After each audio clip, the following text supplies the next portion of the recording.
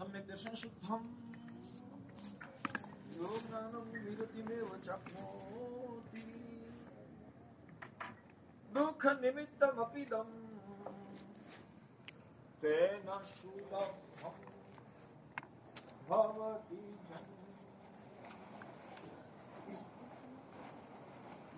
भाग्यशाली अनंत उपकारी परम करुणा सागर तीर्थंकर भगवंतों ने जगत के जीव मात्र के कल्याण के लिए धर्म शासन की स्थापना की है। परमात्मा अरिहंत प्रभु ने दिखाया हुआ यह तारक धर्म जीवात्मा को परमानंद की प्राप्ति कराने वाला है। परमानंद की प्राप्ति उसका मतलब क्या? परमानंद की प्राप्ति का मतलब क्या? परमानंद यानी कि आनंद की पराकाष्ठा, टॉर्च क्वालिटी का जो आनंद है वो ये धर्म की साधना से जीवात्मा को प्राप्त होता है।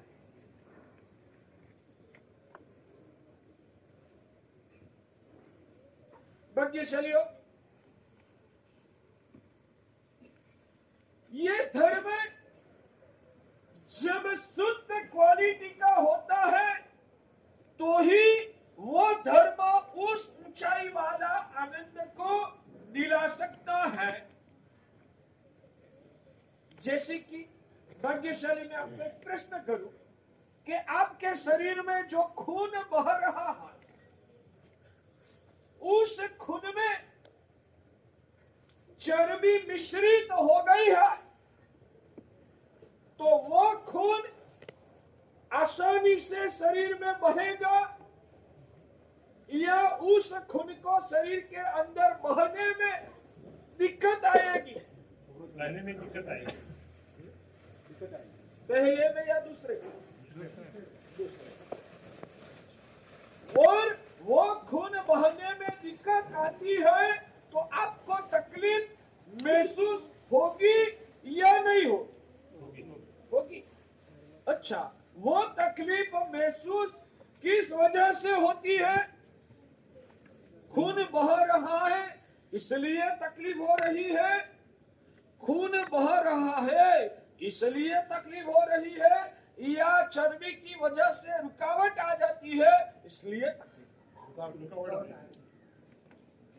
मेरा प्रश्न समझ में आता है?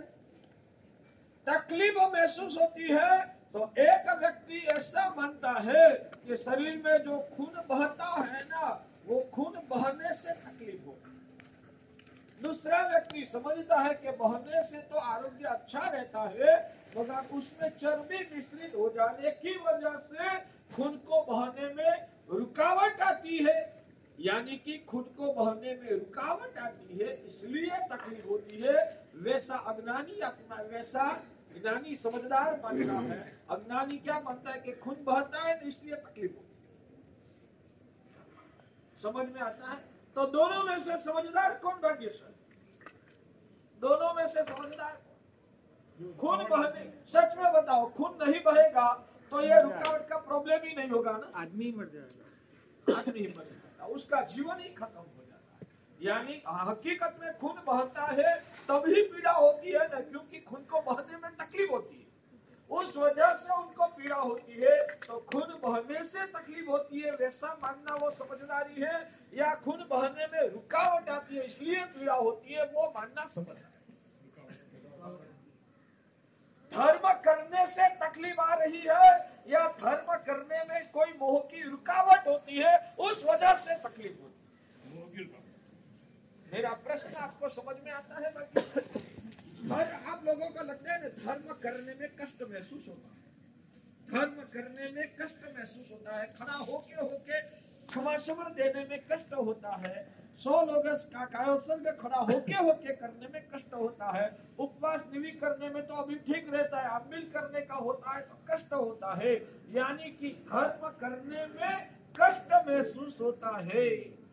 तो वो समझदारी। हकीकत में कष्ट क्यों होता है? धर्म करने से कष्ट होता है या धर्म करने में जो मोह की रुकावट आती है उस वजह से कष्ट होता है? मेरा प्रश्न पहले आपको समझ में आता है?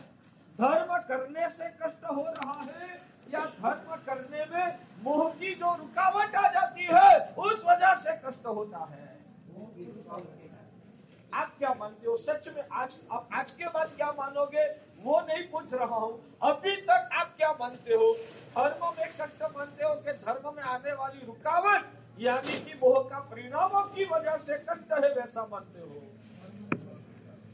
आज तक क्या मानते हो वो पहला मुझे खुल के बताइए भाग्य सर। वही मानते थे। क्या मानते थे? वही धर्म करने में कष्ट होता है वैसा ही आप लोग मानते हैं ना भाग्यशाली? सच में बताओ। हाँ, सबसे पहले हमें हमारी अंदर की भूमिका को क्लियर करना है भाग्यशाली। आज तक यहाँ जो भी बैठे हैं आज ये समझदारी को हमें क्लियर करना है कि आज तक हम क्या मानते हैं कि धर्म करने से कष्ट होता है। शांति भाई वही आप लोगों की यानी सभी की मान्यता वही है ना भाग्यशाली? धर्म करने से कष्ट होता है वो मान्यता आज तक हमारी। अब भगवान के ये वचनों का स्वाध्याय करने से जब जैसे के ब्लड में जमा हुआ जो कोलेस्ट्रॉल है वो जब कम पड़ जाता है, खून में जमा हुआ जो कोलेस्ट्रॉल चर्बी वो कम हो जाती है तो बाद में खून को बहने में कोई तकलीफ नहीं आती है, खून बहने से साता महसूस होती है। सही बात? वैसे हमारी धर्म की साधना में मोह का कोलेस्ट्रॉल जमा हुआ, मोह का, अज्ञान का, राग द्वेष के परिणामों का, संसार की वासनाओं का, स्वार्थ भावना का, भौतिक मूर्छाओं का कोलेस्ट्रॉल हमारी धर्म साधना में कचरा के रूप में, चर्बी के रूप में, कोलेस्ट्रॉल के रूप में वो हमारे खून में यानी कि हमारी धर्म साधना में मिश्रित हो गया है। आज आपकी जो धर्म साधना है वो मोह की चर्बी से मुक्त साधना चल रही है या मोह की चर्बी से संयुक्त ऐसी आपकी साधना चलती है? मोह की चर्बी से युक्त वो आपकी साधना होने की वजह से साधना जो है वो खून को बहने जैसा है और उसमें मोह की चर्बी जमा हुई है, इसलिए जैसे कि चर्बी से युक्त खून को बहने में तकलीफ होती है वैसे ही मोह की अज्ञानता से जुड़ी हुई साधना में अपन को कष्ट महसूस होता है, तकलीफ होती है। मगर जब अंदर से मोह की चर्बी पिघल जाती है बाद में शुद्ध होने वाली साधना को जैसे ज्यादा हो, हमारे वहाँ आयुर्वेद में रक्ताभिसरण शब्द प्रयोग आता है। रक्ताभिसरण यानी कि खून का बहना वो जितना आसान होता है ना उतनी तंदुरुस्ती ज्यादा होती है। खून का बहना जितना आसान होता है ना उतनी शरीर की तंदुरुस्ती ज्यादा होती है। वैसे ही मोह की चर्बी जब निकल जाती है बाद में जीव जो भी साधना करते हैं ना तो वो साधना में आध्यात्मिक तंदुरुस्ती अंदर से उजागर होती है। मेरी बात समझ रही है? समझ में आता है भाग्यशाली? हम लोग वही साधना करते हैं ना, आप 1.5 महीना आप जो करते हो वो हमें जिंदगी भर करते हैं तो भी हमारा जीवन में सच में बताइए हमारे मुंह पे तंदुरुस्ती यानी कि खुशी, अंदर की ताजगी, प्रसन्नता, स्वस्थता, आप लोगों से हमारी स्वस्थता प्रसन्नता कम है या ज्यादा? 1000 गुना ज्यादा। हाँ, हजारों गुना ज्यादा है, ये हकीकत है। मगर इस भूमिका तक पहुंचना है तो कैसे पहुंचना वो मैं आपको आज सिखा रहा हूँ। भाग्यशाली हमारे शरीर में खून बहने में चर्बी जमा हुई है, चर्बी जमा होने की वजह से खून आसानी से नहीं बहता है तो क्या करना चाहिए? चर्बी को पिघालना है। चर्बी कैसे पिघालोगे? उस चर्बी को कैसे पिघालोगे? अच्छा ठीक है भाग्यशाली, आपने एक तरीका बताया कि गोलियां खा के चर्बी को पिघालना, उसके अलावा कोई तरीका है? हाँ? तो ज्यादा कसरत करो, शरीर को परिश्रम दो, ज्यादा चलो तो चलने से चर्बी पिघले, चलने से चर्बी पिघलेगी। मगर मेरा प्रश्न ये है, आज तक हमने बैठे बैठा ही जीवन जिया है, अब बैठा बैठा ही जीवन जिया, उस वजह से ही चर्बी जाम हो गई है, तो मैं नहीं चल पाता हूँ, चलने में भी कष्ट होता है, तो मुझे क्या करना चाहिए? चलना चाहिए या बैठ कर? चलना चाहिए, खाने का परहेज करना। खाने की तो परहेज करेंगे, मगर चलने की आदत लास्ट 2 साल से मैं पथारी में ही पड़ा रहा हूँ, खड़ा होके मैं चला नहीं हूँ, उस वजह से मेरी चर्बी जाम हो गई है, और चर्बी जाम होने की वजह से मुझे अब चलने में दिक्कत आती है, तकलीफ पड़ती है, तो मुझे चलना चाहिए या नहीं चाहिए? चलने का प्रयत्न करना चाहिए। चलने का प्रयत्न करूंगा तो तकलीफ होती है, तो क्या करें? चलने का प्रयत्न करता हूँ तो तकलीफ होती है, तो मुझे क्या करना चाहिए? भाग्यशाली कैसे, मैं वही बता रहा हूँ, दवाइयाँ लेना नहीं है, क्योंकि आज की दवाइयाँ साइड इफेक्ट करने वाली है, और नेचुरोपैथी वाले तो बोलते हैं कि कोई दवाइयाँ खाने की जरूरत ही नहीं है। बोलो, नेचुरोपैथी वाला उपाय अच्छा या आयुर्वेदिक, एलोपैथी, होम्योपैथी वाला उपाय अच्छा? नेचुरोपैथी वाला तो कोई दवाइयाँ लेने का ही मना करते हैं, तो कैसे वो हमें खून को पतला करना और आसानी से हम चल पाए, उसके लिए हमें क्या करना चाहिए? फिर से बात को शुरू से उठाता हूँ कि 2 साल से मैं पथारी में ही पड़ा रहा था, 2 साल में मैं 2 कदम भी नहीं चला, इसलिए चलने की आदत खत्म हो गई, और नहीं चला था ना, इसलिए ही चर्बी और जाम हो चुकी है, और चर्बी इतनी जाम हो गई है, शरीर में खून में मिल गई है कि चलने में यहाँ से ये बाहर के गोद तक भी जाने में तकलीफ हो रही है, तो मुझे क्या करना चाहिए? उपदान करना है।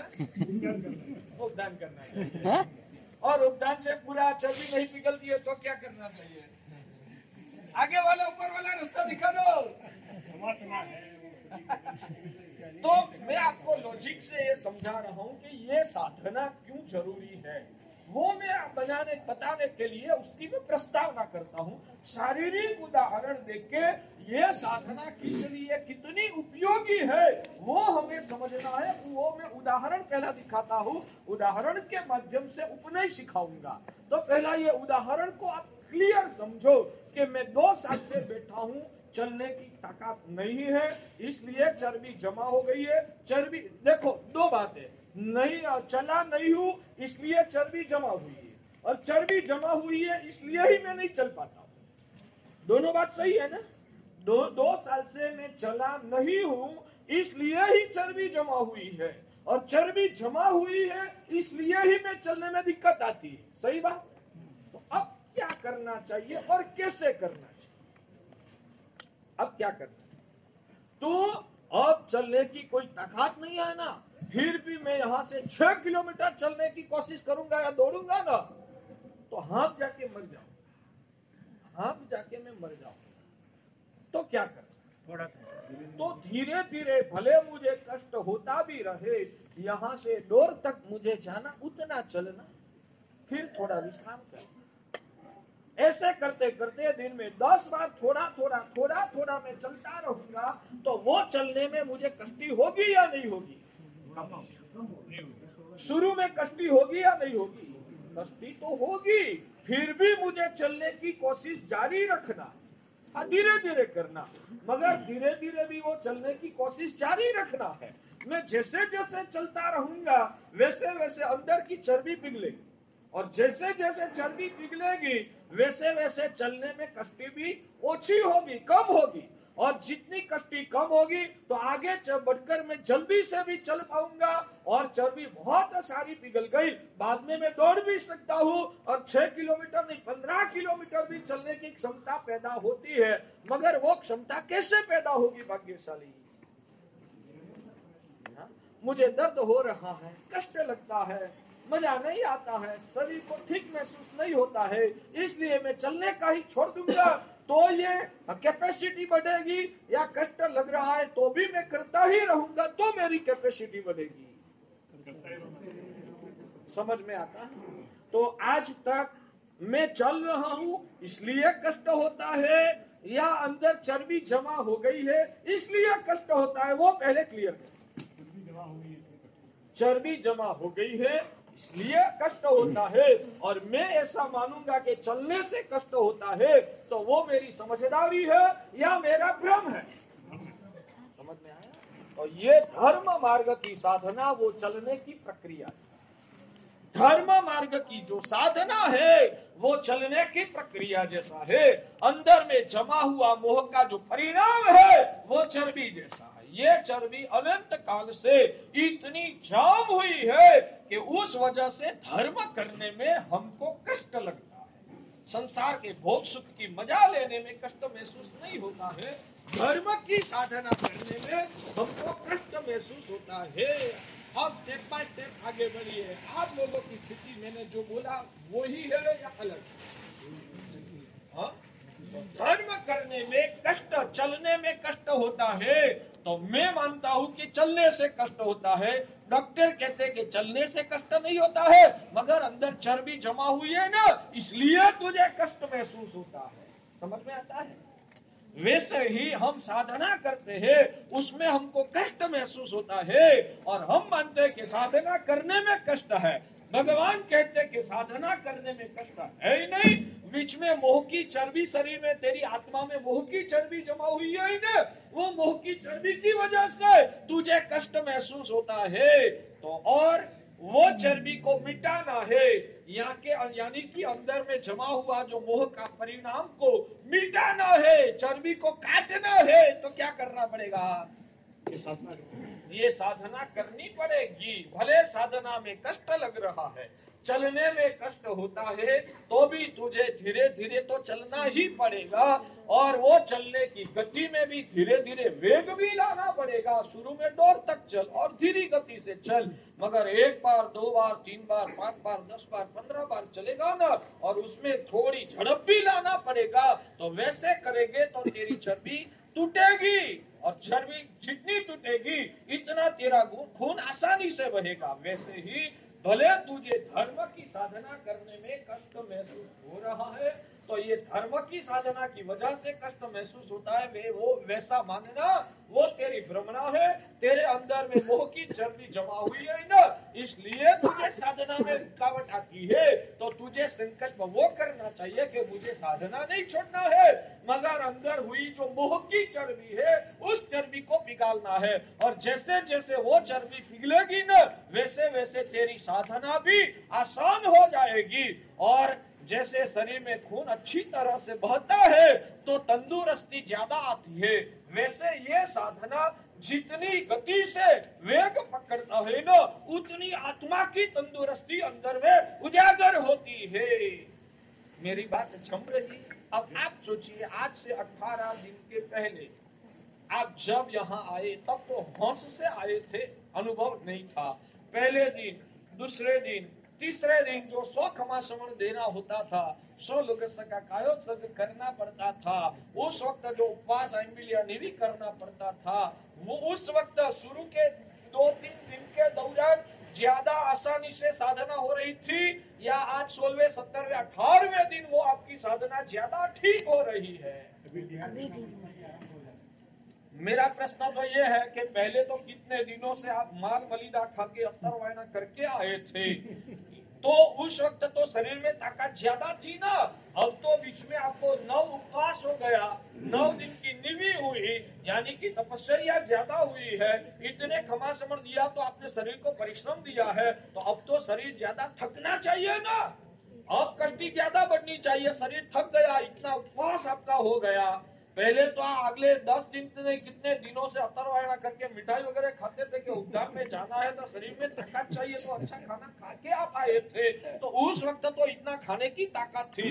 ये यहाँ तो 18 दिन में तो 9 तो उपवास हो गया और जो 9 दिन बचा उसमें भी एक टाइम ही खाया और उसमें भी पानी तक भी कितने घंटे लिया? 12:15 बजे के बाद पानी शुरू किया, शाम को 5-5 बजे तो आपने पानी भी छोड़ दिया, यानी कि 5-6 घंटा में ही जो खाना पीना था वो ले लिया, यानी कि तपस्या किया है। तो आपने तपस्या किया, वो पुराने माल मलिदेतों को बाष्पीभवन हो गए, तो अब तो थकान ज्यादा लगनी चाहिए ना। अब साधना अच्छी तरह से होती है या शुरू के दिनों में साधना अच्छी होती थी? मेरा लॉजिक छप रहा है? जितनी साधना की गति पकड़ते हो ना, उतनी साधना आसान होती। जितनी साधना की गति को पकड़ते हो उतनी साधना आसान होती है। चलते हैं तो चर्बी जलती है, ये सूत्र अंदर में बराबर बिठाओ। जितना चलते हैं उतनी चर्बी जलती है, जितनी चर्बी जलती है उतना चलने का आसान होता है। जितनी साधना करते हो उतनी मोह की चर्बी पिघलती है, जितनी मोह की चर्बी पिघलती है उतनी साधना आसान होती है। इसलिए लंबे महीनों और सालों तक जो साधना को पकड़ के रखता है ना, उनको साधना कठिन तो जरा भी नहीं लगती है, उनकी साधना इतनी आसान हो जाती है। और वो ही साधना उन आत्मा को अंदर की आध्यात्मिक तंदुरुस्ती को बढ़ाता है। ये पूरा लॉजिक समझ में आता है। तो जो लोग डरते हैं ना, महाराज साहब उपधान तो 1.5 महीना की साधना है, उपधान तो हम कैसे भी करके पार कर देंगे, मगर दीक्षा लेने की जब आप बात करो तो चारित्र जीवन में पूरी जिंदगी के दौरान हम ये स्वस्थता को पाएंगे या नहीं पाएंगे, उसका खातरी क्या है। मैं ये लॉजिक से बताता हूँ कि ये साधना जो करता है ना, वो हमेशा तंदुरुस्त है। इसलिए मैं तो कहता हूँ कि उपधान में तो सिर्फ 1.5 महीना की साधना है ना, इसलिए ही उपधान की साधना करने में कठिन लग रही है। चारित्र जीवन की साधना तो जीवन पर्यंत की होने की वजह से वो जीवात्मा आसानी से आनंद से आराधना करते हैं। और जैसे जैसे उनकी आराधना बढ़ती है ना, वैसे वैसे उनका अंदर का तेज, उनकी अंदर की चमक, उनका अंदर का प्रसन्नता बढ़ती। साधना कठिन चीज है, साधना कठिन चीज है, या साधना में जो मोह की चर्बी जमा हुई है वो कष्ट देता है। साधना कष्टकारी है, या साधना में अंदर में मिश्रित हो गया मोह का परिणाम जो है वो कष्टदायक है। बादशाही समझ में आता है। आप क्या मानते हो, साधना को कठिन मानते हो कि साधना में रुकावट लाने वाला मोह का परिणाम को कष्टकारी मानते हो? साधना कष्टदायी क्यों होती? हमारे गुरुदेव आचार्य भगवान भद्रंकर सुरेश्वर जी महाराजा, वो भद्रंकर सुरेश्वर जी महाराजा पर्युषण महापर्व के दौरान जब वो मेघ कुमार का दृष्टांत सुना है ना, हाँ, पर्युषण पर्व का जो 4था दिन, कल्प सूत्र के पहले ही दिन में धम्म सारहीणम पद का जो विवेचन आता है ना, उस विवेचन में मेघ कुमार की कथा, वो मेघ कुमार की कथा का वर्णन जब गुरु महाराज करते थे ना भद्रंकेश्वरी दादा, तब वो गुरुदेव बताते थे कि मेघ कुमार ने भगवान महावीर प्रभु की देशना एक ही बार सुन के दीक्षा ले ली। जो अक्षय रत्न विजय ने बताया कि पिछले जन्मों की साधना का संस्कार अनुबंध वो दूसरे जन्म में जीवात्मा को काम आता है। साधना अगत्य की चीज नहीं है, साधना तो साधन है। साधना के माध्यम से अंदर में वासित होने वाला शुभ अनुबंध, यानी कि आध्यात्मिक संस्कार, यानी कि आत्मिक रुचि, वो ही तत्व है। और वो अंदर में आत्मसात हो गया न, तो मोह की भरमार के बीच में भी साधक को आकर्षण नहीं होगा, उसके प्रति खिंचाव नहीं होगा। पिछले जन्म की वैराग्य की आत्म स्वरूप की साधना का संस्कार जिन्होंने आत्मसात किया है न, उस व्यक्ति को मोह माया की भौतिक भौगोलिक समृद्धियों की भरमार भी उस आत्मा को आकर्षित नहीं कर सकता है, उनको खींचता नहीं है। वो जैसे जैसे आलम्बन ज्यादा मिलते हैं ना, वैसे वैसे अंदर का वैराग्य भी ज्यादा उत्तेजित। साधना के पिछले जन्मों का संस्कार जो लेके आया, उस आत्मा को जैसे भौतिक सामग्रियां मिलती है ना, अंदर से आवाज आती है, ये तो सब विनाशी है, ये सब भौतिक मायाजाल ने ही मेरी आत्मा को भ्रमित करके 84 लाख योनि में भरमाया भटकाया है। ये मोहक मायाजाल भ्रामक है, मारक है, आत्मा को बर्बाद करने वाली है। सम्यक दृष्टि और साधना का संस्कार लेके आए हुए आत्मा को अंदर से वो आवाज आती है। इसलिए भौतिक समृद्धि दिख के वैराग्य हुआ हो, वैसे भी अनंत घटनाएं हमारे पूर्व काल में हुई। तो भाग्यशाली क्या बात चल रही थी अपनी? तब मेघ कुमार मुनि की घटना के बारे में गुरुदेव बजरंकर सूरी दादा बताते हैं। ध्यान से सुनिए, उसका रहस्य को हमें टच करना। मेघ मुनि ने भगवान महावीर स्वामी की एक देशना सुन के वैराग्य हुआ, दीक्षा लिया। दीक्षा लेने के बाद उसका संधारा इधर आया। हमारे वहां साधु को कहाँ बैठना, कहाँ सोना, उसकी भी व्यवस्था मर्यादाएं शास्त्रों में बताई। तो उस मर्यादा के अनुसार उनका भले राजकुमार था, मगर दीक्षा जीवन में आज ही दीक्षा लिया तो सबसे छोटे, तो उनका नंबर लास्ट में आया। रात्रि के दौरान सब मुनि भगवान मातृ वगैरह करने के लिए बाहर जाना, वापिस अंदर आना, आने जाने के दौरान उनके पैर में लगी हुई धूल उनके संधारे में गिरी और संधारा की धूल शरीर को खींचने लगी। पूरी जिंदगी के दौरान मखमल की सैया में सोया है, पूरी जिंदगी के दौरान मखमल की सैया में सोए है कल तक, और आज संधारे में सोने का हुआ, और उसमें भी साधुओं के चरण की धूल संधारे में गिरी, वो धूल खींचने।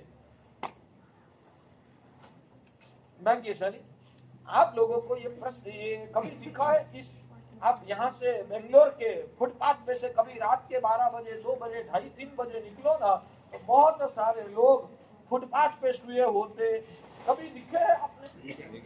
अच्छा, वो फुटपाथ तो कितनी बिल्कुल स्मूथ होती है ना, फुटपाथ तो बिल्कुल स्मूथ ही होती है ना। हाँ, बेंगलोर की फुटपाथ कैसी मुझे क्या पता, मैं कभी निकला नहीं। और जब मैं अक्की पेट से यहाँ भी आया तो नीचे दिख के आया, आसपास में तो दिखने का भी मैं भूल गया। ये मुझे एग्जैक्ट पता नहीं है कि बेंगलोर की फुटपाथ कैसी होती है, स्मूथ होती है, लिस्सी होती है, या खरबचड़ी, हमारे गुजराती में खरबचड़ी बोलते हैं, हिंदी में क्या बोलते हैं, उबड़ खाबड़ होती है या स्मूथ होती है? ठीक है, चलो वो फुटपाथ तो उबड़ खाबड़ होगी, मगर उसके पर धूल तो बिल्कुल लगी नहीं होगी ना। तो उसमें वो जो भिखारी लोग होते हैं उनको नींद कैसी आती? फर्स्ट क्लास नींद आती है। मैं वही आपको बता रहा हूँ, इसमें तो जीवन जीने की कला अपन को सीखने का मिलता है। आप लोग आपकी बुद्धि को कभी सही जगह पर सही दिशा में चलाते नहीं हो, आप लोग आपकी बुद्धि को हर वक्त सही दिशा में चलाते नहीं हो, वो बड़ा प्रॉब्लम है। हमारे गुरुदेव भद्रंकर सूरी दादा तो कहते थे कि शास्त्रों क्यों पढ़ना पड़ता है, शास्त्र क्यों पढ़ना पड़ता है? जिनको दुनिया को दिखने का तरीका नहीं आता है, जिनको दुनिया दिखने का तरीका नहीं आता है ना, उनको ही शास्त्र पढ़ना पड़ता है। जिनको दुनिया को दिखने का तरीका आ गया ना, उनको शास्त्र पढ़ने की कोई जरूरत ही नहीं। आपको उदाहरण, यही उदाहरण से वो बात समझो। तो आप ये दिखते हो कि भिखारी लोगों को फुटपाथ पे भी अच्छी तरह से नींद आ जाती है, तो हमको क्यों नहीं आती? मेघ कुमार को एक दिन सिर पर संधारे में धूल गिरी, जमीन तो उबड़ खाबड़ नहीं, सिर पर संधारे में कोई साधुओं के चरणों की धूल गिरी तो भी नींद नहीं आई, और भिखारी को फुटपाथ पे भी मजे से नींद आ जाती है, तो उसका कारण क्या, वो हमें सोचना। भिखारी को जो उबड़ खाबड़ धरती पे नींद आ जाती है, तो मेघ कुमार मुनि को आज संधारे में क्यों नींद नहीं आई, उसका कारण आप मुझे सोच के बताइए।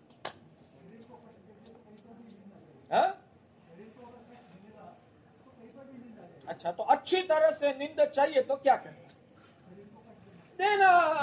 तो आप क्या करते हो, आप क्या करते हो? बस इसमें से ही सीखने का मिलता है।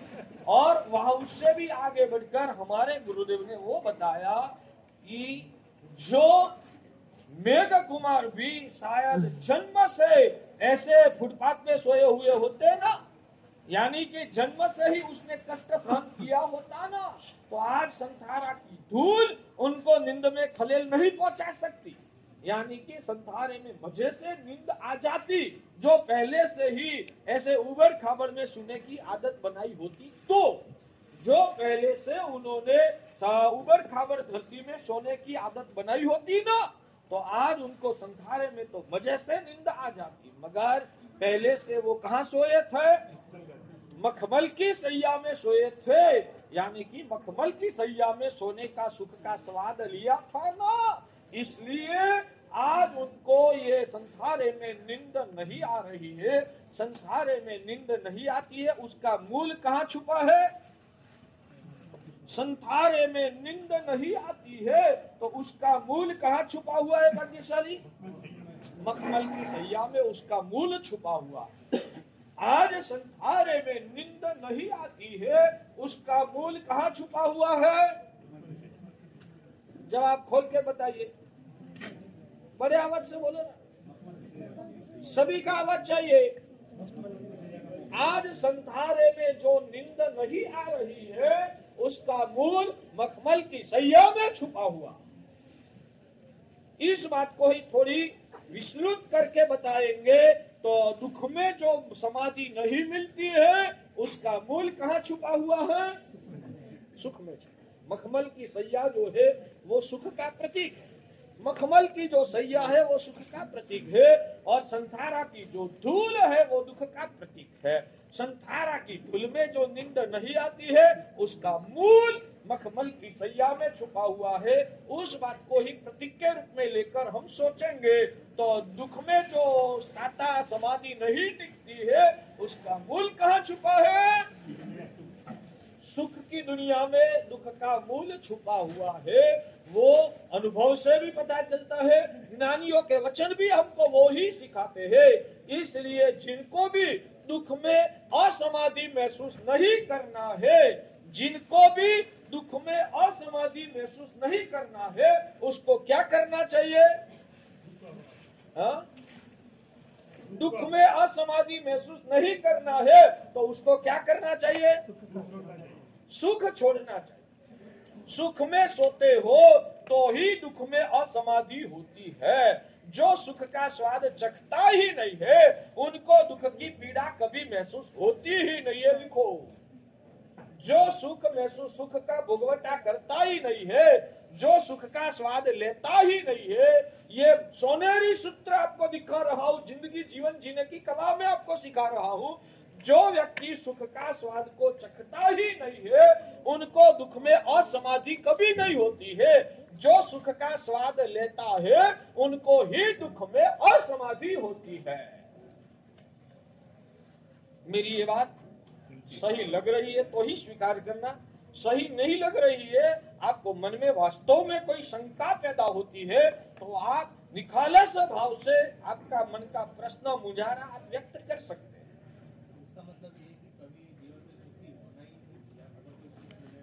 अंदर का सुखी होना है तो बाहर का सुख में रहना नहीं। आप लोगों को एक उदाहरण देके बताऊं, आप लोगों ने कभी ऐसा दिखा है कि जब ठंडी की मौसम होती है ना तो शरीर अंदर से गर्म होता है। ठंडी की मौसम होती है ना तो शरीर अंदर से गर्म होता है। ठंडी की मौसम में आप किसी का शरीर को टच करो, कैसा लगेगा? गर्म लगेगा। आयुर्वेद का ये सिद्धांत है, ठंडी की मौसम में शरीर अंदर से गर्म होता है और बाहर जब गर्मी बढ़ जाती है ना तब शरीर अंदर से ठंडा हो जाता है। जानते हो? हाँ या ना? जानते हो? आप नहीं जानते हो तो मेडिकल के अभ्यासियों को पूछ लेना। अब वो हो सकता है, वो मुझे पता नहीं, मगर ये तो मुझे पता है, ये मुझे वास्तव में पता है कि ठंड की मौसम में शरीर अंदर से गर्म होता है और जब बाहर गर्मी की मौसम होती है ना तो शरीर अंदर से ठंडा होता है। ये वास्तविक दुनिया का भौतिक जगत का सत्य है, ये भौतिक जगत का सत्य है। वैसे ही अध्यात्म की दुनिया में भगवान कहते हैं कि जैसे जैसे बाहर का सुख की भोगवटा बढ़ता है वैसे आत्मा अंदर से उनका सुख क्षीण हो जाता है, अंदर का सुख खत्म हो जाता है। बाहर का सुख का भोगवटा जितना बढ़ता है उतना अंदर का सुख कम। और जैसे जैसे बाहर का सुखों का स्वाद, उसकी तृष्णा, उनका लगाव खत्म होता है वैसे वैसे अंदर का सुख उजागर होता है।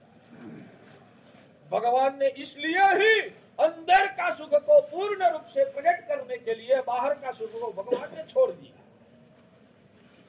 ये वास्तविक सत्य है भाग्यशाली। भगवान ने खुद ने भी 6 खंड का साम्राज्य था वो भी छोड़ दिया। वो तो 3 तीर्थंकर भगवंतों ने और भी तीर्थंकर भगवंतों ने राज की पदवी पाया था, राज वैभव पाया था। सभी भगवंतों ने राज वैभव का त्याग क्यों कर दिया? क्योंकि बाहर का सुख में जितना बढ़ावा और लगाव बढ़ता है, ये सोनेरी सूत्र वास्तविक सत्य है। बाहर का सुख में जितना बढ़ावा होता है उतना अंदर का सुख दबता है। बाहर का सुख में जितना बढ़ावा होता है उतना अंदर का सुख दबता है। और बाहर का सुख को जितना आप छोड़ते हो उतना अंदर का सुख उजागर होता है। ये वास्तविक सत्य होने की वजह से सभी तीर्थंकर भगवंतों ने बाहर के सुखों को भगा दिया। सभी सुखों का त्याग कब तक? पहने हुए कपड़े को भी छोड़ दिया, धन संपत्ति को तो छोड़ दिया, हाँ, हाथी घोड़ा को तो छोड़ दिया, राजमहल को तो छोड़ दिया, पहने हुए दागिने को तो छोड़ दिया, पहने हुए कपड़े को भी छोड़ दिया। बाहर का सब सुखों का त्याग किया। हम सिर्फ उतना ही सोचते हैं कि भगवान ने दीक्षा लिया, यानी कि राजपाट का त्याग करके दीक्षा करके साधना का मार्ग पकड़ लिया। हम इतने शब्दों में ही अटक गए हैं, मगर उसके भीतर में छुपा हुआ ये रहस्य को समझने का हमने कभी कोशिश नहीं किया। क्यों भगवान ने छोड़ा?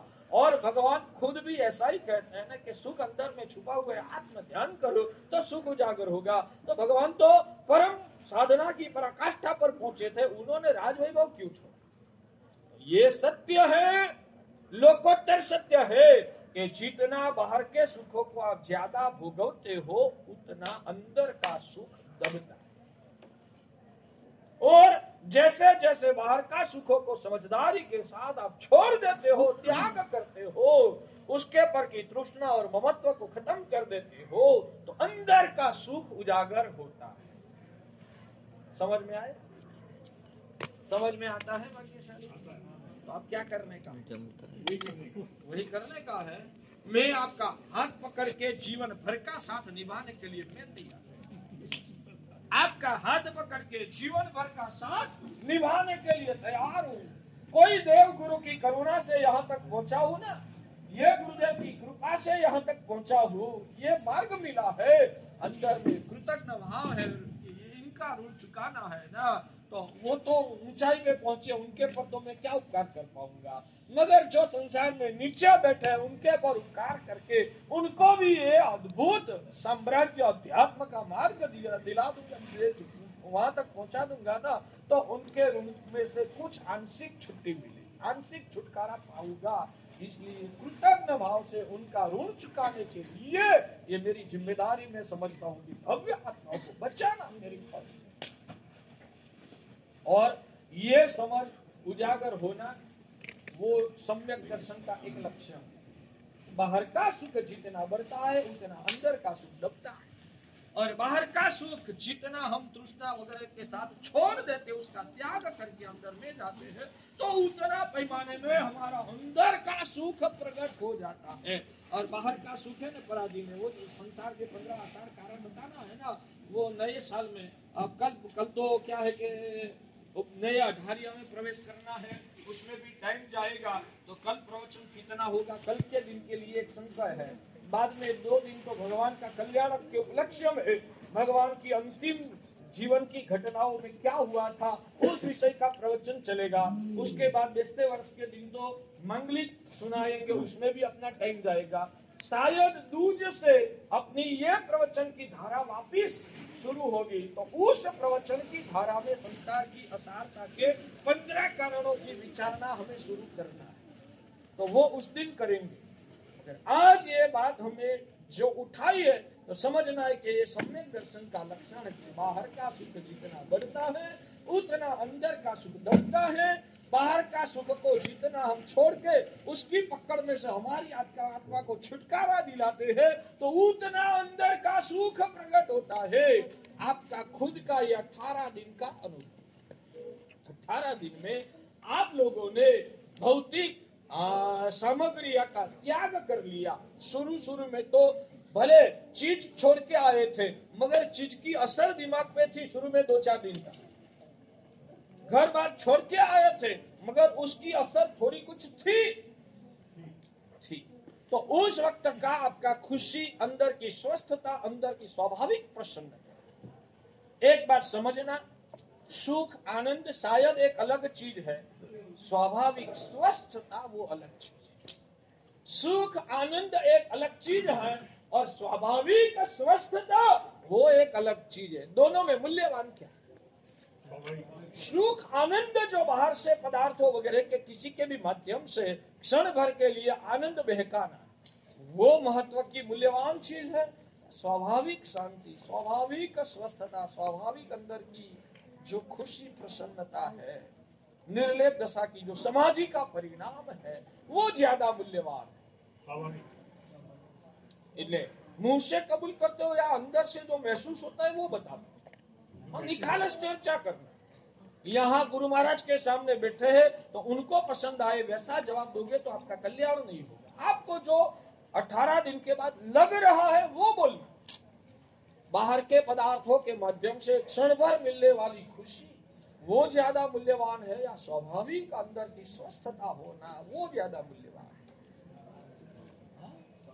आज आपके पास कोई 18 दिन से भौतिक सामग्री नहीं है, मगर स्वाभाविक अंदर की शांति कहो, समाधि कहो, स्वाभाविक अंदर से कुछ मात्रा में उजागर हो। जो संसार में पदार्थों के बीच में आपके पास पदार्थों की खुशी थी, मगर आज जो शांति है ना, वो शांति बाहर में नहीं थी। मैं जो बोल रहा हूं उसके साथ आप सहमत हो या नहीं हो? तो ये शांति और समाधि बाहर की दुनिया की चीजों का त्याग करने से ही मिलता है।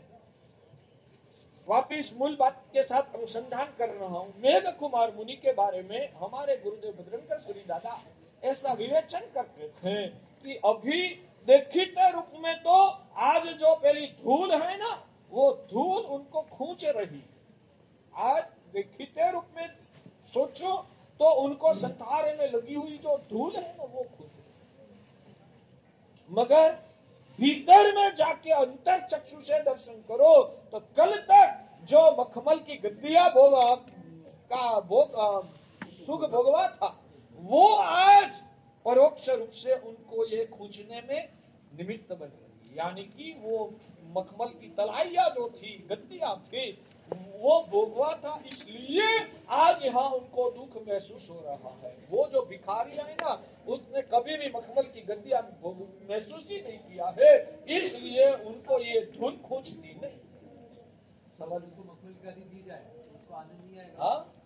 भिखारी को मखमल की गाड़ी दी जाए, उसको आनंद नहीं आएगा। सच में कहूँ ना, मखमल की गद्दी में भी उनको ऊँग नहीं आएगी। उनको तो जमीन पे जो फुटपाथ पे नींद आती है ना, वो मखमल की गद्दी में उसको नींद नहीं आएगी। हकीकत में तो भाग्य से नहीं आएगा। चलो, तो आप ये ध्यान में रखिए, ये सम्यक दर्शन की जब निर्मलता होती है ना, तब ये अंदर का विजन खुलता है। सम्यक दर्शन जब निर्मल होता है ना, तब ये अंदर का वास्तविक विजन खुलता है कि दुख का मूल सुख के अंदर ही छुपा हुआ है। ये धूल वो दुख का प्रतीक, मखमल की गद्दिया वो सुख का प्रतीक। हम उदाहरण के रूप में समझ लेते हैं, ये दुख का मूल मखमल की गद्दी में छुपा हुआ, वैसे दुख का मूल सुख में छुपा हुआ। इसलिए जो सुख में ही रहता है उसको ही दुख त्रासदायक लगता है। जो सुख का स्वाद को चखता ही नहीं है, उनको दुख कभी भी त्रासदायक पीड़ादायक लगता है। बराबर? इसलिए भौतिक सुखों का त्याग करते, वो उदाहरण फिर से याद रखो, मजा आएगा इसका स्वाध्याय करने में। बाहर जब ठंडी बढ़ती है तब शरीर गर्म होता है, और बाहर जब गर्मी बढ़ती है तब अंदर से शरीर ठंडा होता है। ये आयुर्वेद का नियम। वैसे अध्यात्म का भी वो ही नियम है। बाहर का सुख जितना बढ़ता है उतना अंदर का सुख दबता है। ये सूत्र का मैं तो कहता हूँ कि जैसे नवकार मंत्र की माला गिनते हो ना, नवकार मंत्र का स्वाध्याय करते हो, उसका जाप करते हो, ये सूत्र का जाप करते हो कि जैसे जैसे बाहर का सुख बढ़ता है वैसे वैसे अंदर का सुख दबता है, और जैसे जैसे बाहर का सुख मन से भी जीवात्मा छोड़ देता है, यानी कि उसको सुख को छोड़ता है, सुख की तृष्णा को छोड़ता है, तो अंदर का सुख उजागर होता है।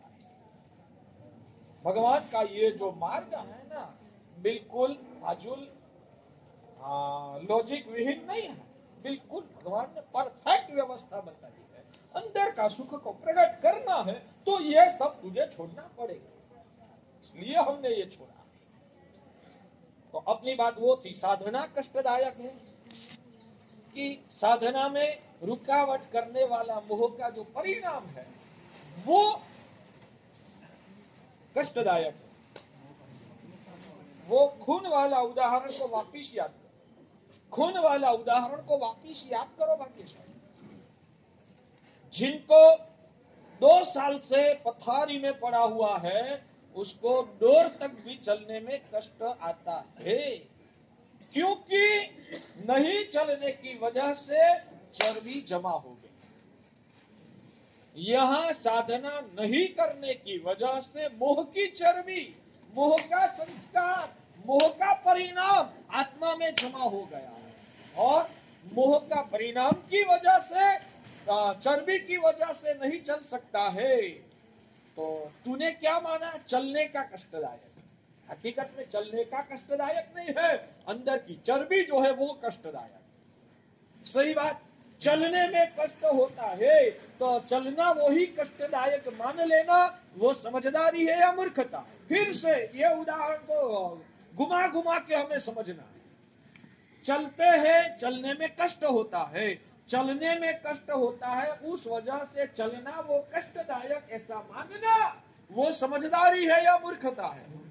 क्यों? चलने में कष्ट होता है इसलिए ही माना कि चलना कष्टदायक।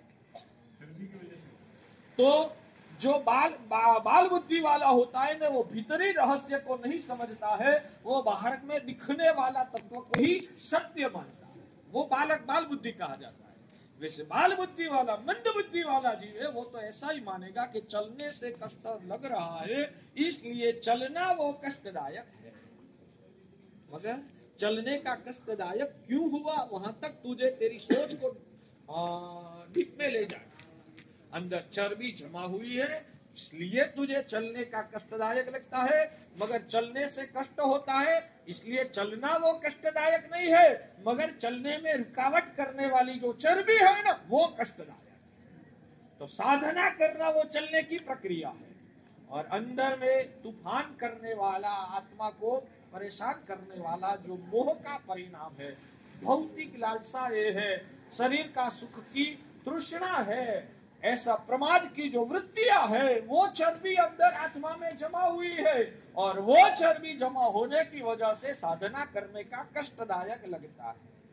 मगर हकीकत में साधना कष्टदायक नहीं है, आपका प्रमाद की वृत्ति, आपकी भौतिक तृष्णा की जो चर्बी है वो कष्टदायक है। वैसा जो समझ सकता है, चलने का कष्टदायक मानता है वो बाल बुद्धि है, और चर्बी कष्टदायक है वो मानना वो समझदारी। वैसे साधना कष्टदायक वैसा मानना वो बाल बुद्धि, अज्ञानता, मंद बुद्धि है। मगर अंदर की जो प्रमाद की वृत्तियां है, शरीर के भौतिक सुखों का स्वाद की जो वृत्तियां है ना, वो आध्यात्मिक जगत की जो भावात्मक जो चर्बी है ना, वो साधना में कष्ट महसूस कराता है। मगर उस वक्त साधना को कष्टदायक नहीं मानते हुए, ये अंदर की मेरी वृत्तियां मुझे कष्ट महसूस करा रही है, वैसी समझदारी क्लियर होना, इसको भगवान सम्यक दर्शन कहते हैं।